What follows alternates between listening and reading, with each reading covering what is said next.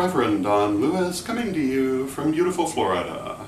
And today our question comes to us from Jordan Ward. And Jordan asks, is it possible for a pendulum to become broken in an energetic sense and no longer be able to be used? And alternatively, is it possible for a pendulum to simply be stubborn and refuse to read in certain circumstances?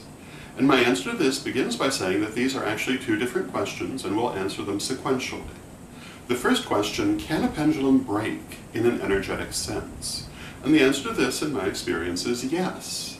And what you want to do if that happens is to cleanse it of excess energy, because most likely what's happened is simply that it's become clogged.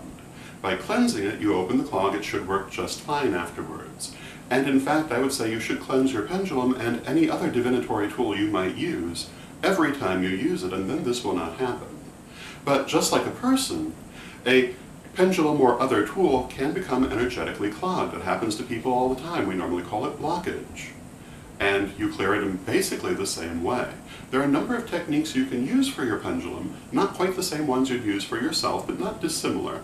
The simplest of these is to hold it under running water, although you want to make sure that it's a stone that will tolerate water. Some stones, such as selenite, do not.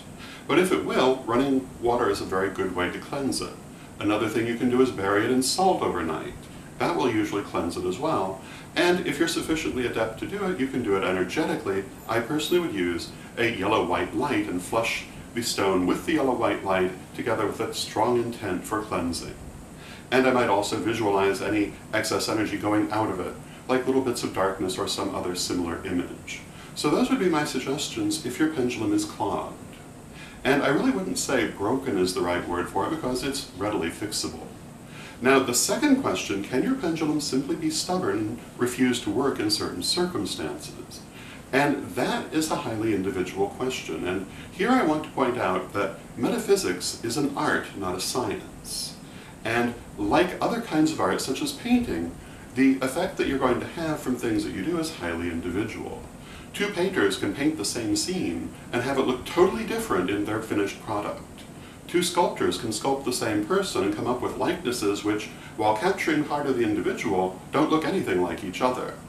And this is also true in metaphysics. Two people can use the same technique and have very different experiences depending on a number of different factors. The most important of those factors are belief and expectation.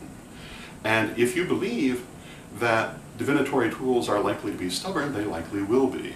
I personally have never had any trouble with any of the divinatory tools I use, but then I also believe that they're going to work perfectly. So what I would say is if you're having a situation where your pendulum is being stubborn and refuses to read at certain times or for certain people, there are a couple of things you can do. One is to change your relationship to the pendulum and your expectations of it.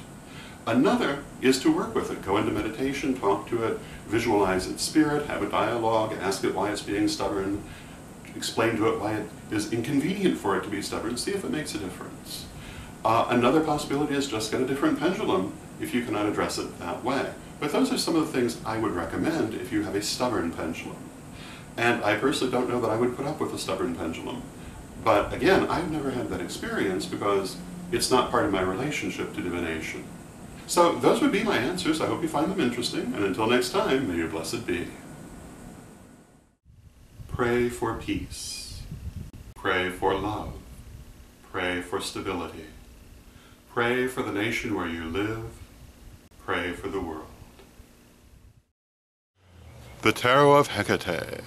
My 100-card tarot deck, 30 years in the making, finally available to you from witchschoolstore.com. Check out a copy today.